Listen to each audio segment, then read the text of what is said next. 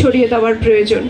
আজকের এই 2023 সালেও দেখা যাচ্ছে যে এইডস সম্পর্কে এইচআইভি এইডসের প্রাদুর্ভাব আমাদের স্টেটে ধীরে ধীরে বেড়ে চলেছে।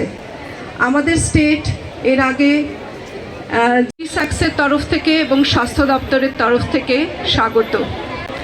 এছাড়া যে সমস্ত স্কুলের যে ছাত্রছাত্রীরা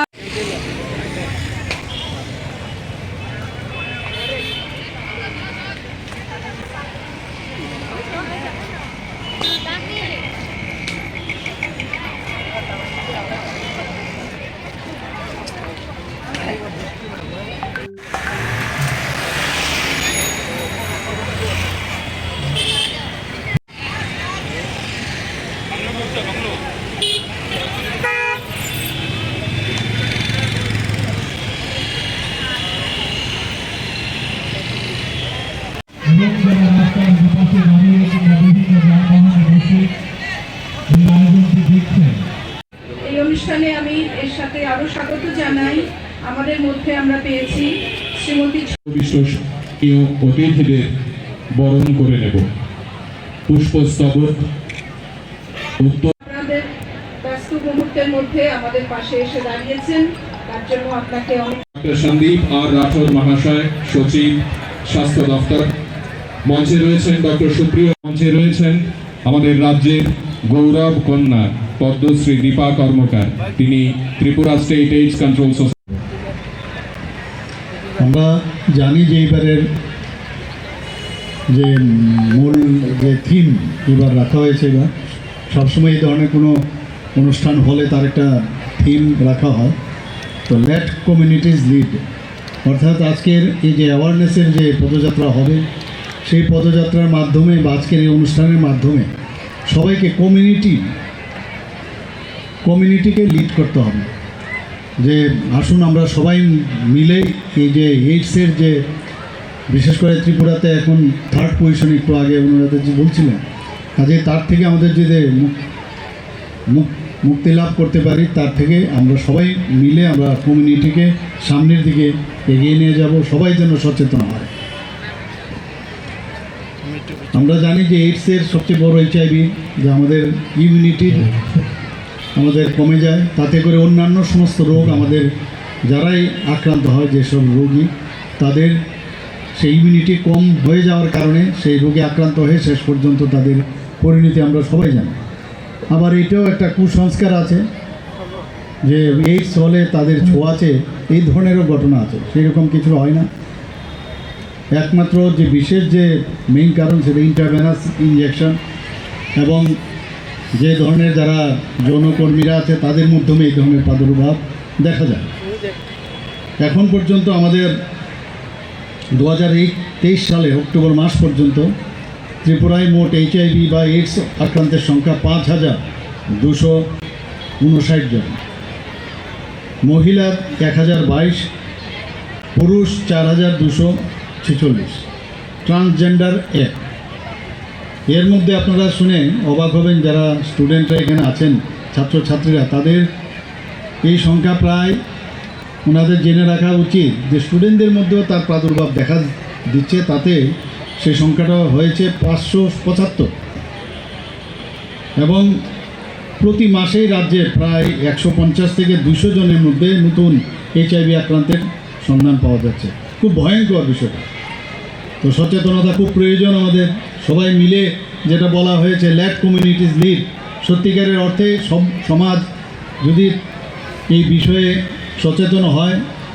সচেতন হয় তবেই এই ধরনের যে প্রাদুর্ভাব আমাদের এখানে বৃদ্ধি হচ্ছে তার থেকে আমরা মুক্তি লাভ করতে পারব। এখানে আমরা দেখেছি যে এইচআইভি এইডস সম্পর্কে সচেতনতা বৃদ্ধি, কাউন্সিলিং এবং টেস্টিংয়ের জন্য রাজ্যের 24টি হাসপাতালে ইন্টিগ্রেটেড কাউন্সিল এবং টেস্টিং সেন্টার আইসিটিসি, 133টি হাসপাতালে ফেসিলিটি ইন্টিগ্রেটেড কাউন্সিল এবং টেস্টিং সেন্টার, 3টি পিপিপি আইসিটিসি এবং একটি মোবাইল আইসিটিসি ভ্যান প্রতিদিন কাজ করছে। মা থেকে শিশুতেও অনেক সময় দেখা যায় এইচআইভি এইডস যে সংক্রমণ হয়, তার থেকে আমরা বাঁচতে গেলে আগরতলা গভর্নমেন্ট মেডিকেল কলেজ এবং জিবি হাসপাতালে একটি এই ধরনের সেন্টার আমরা চালু আছে। তো আমরা জানি যে সমস্ত জায়গায় এখন ইন্ট্রাভেনাস ইঞ্জেকশন, যেটা একটা ইঞ্জেকশন সিরিজ দিয়ে আরেকজনকে দেওয়া হচ্ছে। কেউ যদি এইডসে আক্রান্ত হয় সেটা আরেকজনের মধ্যে যেতে পারে। তো আমরা এর জন্য সচেতন, সরকারও সচেতন, আমাদের হেলথ ডিপার্টমেন্টও সচেতন এবং এইডস কন্ট্রোল সোসাইটি ওনারাও সচেতন। তো আজকের এই যে পদযাত্রা, আমাদের অ্যাওয়ারনেস প্রোগ্রাম, আশা করি সেটা সাকসেস হবে এবং যে ধরনের সংক্রমণ এখানে রোগ আমাদের এটা হচ্ছে, সেই এইডস থেকে আমাদের বাঁচতে গেলে আজকের এই যে পদযাত্রার অ্যাওয়ারনেস সেটা সাকসেস হবে। এখানে উপস্থিত থাকার জন্য ছাত্রছাত্রীদের এবং যারা এখানে মঞ্চে আছেন, আমার মঞ্চের নিচেও যারা উপস্থিত, সবাইকে আমি হার্দিক অভিনন্দন ও শুভেচ্ছা জানিয়ে আমার বক্তব্য শেষ করছি। নমস্কার, জয় হিন্দ। কর্মকার যে কথাটা বলেছেন সেটাকে আমি এগিয়ে নিয়ে যে এক দুটা কথা বলেই শেষ করব। আজ বিশ্ব এইডস দিবস, এই দিনটাতেই শুধু এই অনুষ্ঠানটা করলেই আমরা আমাদের সমস্যার থেকে বেরিয়ে আসতে পারবো এটা নয়। আমার আগে বক্তা বলেছেন অনুরাধা মজুমদার যে এর আগে আমরা যে পায়দানে ছিলাম তার থেকে এক পায়দান আমরা আরও এগিয়েছি। এই সমস্যাটা শুধু আমাদের নয়, এটা উত্তর পূর্বাঞ্চলে, কিন্তু এই সমস্যাটার থেকে বেরিয়ে আসার জন্য আমরা সবাই যদি সম্মিলিতভাবে কাজ করি তাহলে সেটা সম্ভব হবে। আমরা দেখেছি আমাদের রাজ্যে কোভিডের সময় যেভাবে গোটা দেশে কোভিডের সমস্যায় জর্জরিত ছিল, মানুষ ভাবছিল সেখান থেকে কী করে বেরোবে। আমরা কিন্তু আমাদের এই ছোট্ট ত্রিপুরা সবার আগে বেরিয়ে এসেছিলাম।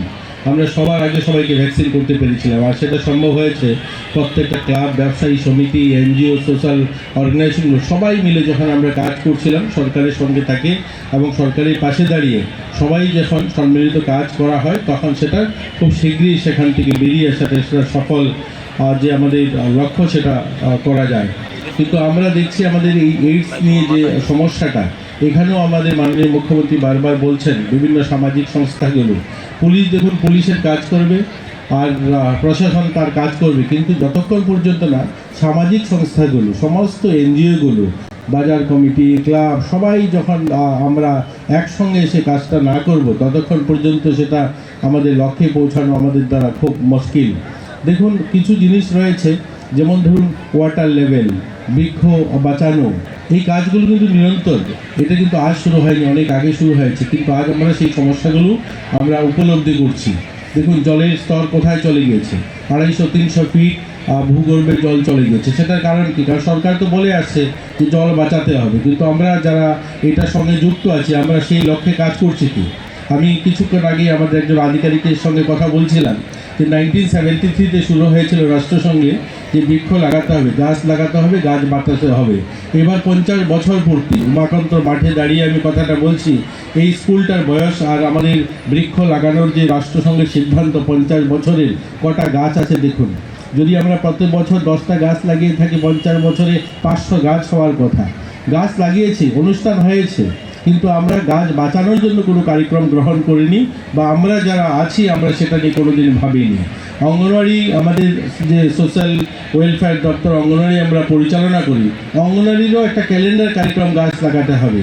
প্রতি বছর 10টা গাছ লাগালে 10,000 অঙ্গনওয়াড়ি, কত লক্ষ লক্ষ গাছ হওয়ার কথা, কোথায় গাছ? একটা গাছও তো নেই। কারণ হচ্ছে গাছ লাগিয়ে চলছি আমরা, কিন্তু সেটার জন্য মন থেকে, হৃদয় থেকে করছি না। তো আজকের এই দিনটাকে, এইডস দিবস উপলক্ষে আমরা ছাত্রছাত্রী, আমরা অভিভাবক, আমরা শিক্ষক শিক্ষিকা, আমরা সবাই সামিল হয়েছি কার্যক্রমের জন্য। মন থেকে, হৃদয় থেকে কাজটা করতে হবে। হ্যাঁ, আমাদের রাজ্যে আমরা এইডস মুক্ত করব, আমরা এইচআইভি মুক্ত রাজ্য নির্মাণ করব, তার জন্য আমরা কাজ করব। এই সংকল্প যখন আমাদের মধ্যে আসবে, কালকেও প্রধানমন্ত্রী একটা কার্যক্রমে বলেছেন যে সংকল্প থাকলেই সিদ্ধি লাভ করা যাবে। আমরা যদি সংকল্পই না নিই, আমরা যদি শুধু কাজটা করে চলি আর সেটার যদি লক্ষ্য না থাকে যে হ্যাঁ এটা সঠিক করতে বাস্তবেই হবে, ততক্ষণ পর্যন্ত কিন্তু সেটা সফল লক্ষ্যে আমরা পৌঁছাতে পারবো না। এই কথাগুলো বলে সবাইকে আবারও অভিনন্দন, শুভেচ্ছা জানিয়ে এখানে যারা উপস্থিত হয়েছেন, আমরা যারা আজকের এই অনুষ্ঠানে সামিল হয়েছি সবাইকে অভিনন্দন জানাই। আবারও অনুরোধ করব সবাই মন থেকে, হৃদয়ে থেকে যে আমরা নেশামুক্ত ত্রিপুরা নির্মাণ করতে চাই, এইচআইভি মুক্ত নির্মাণ করতে চাই, এই রাজ্যকে একটা সুন্দর যুব সমাজ নির্মাণ করতে চাই। সেটাতে সবাই যখন আমরা আমরা সংকল্প নেব, তখন সেটা মাননীয় মুখ্যমন্ত্রী, প্রধানমন্ত্রী যে আমরা একটা নতুন যুব সমাজ, ইয়ং ইন্ডিয়া, নতুন ভারতের কল্পনা করছি, সেটা সফল হবে। সবাই ভালো থাকবেন। জয়।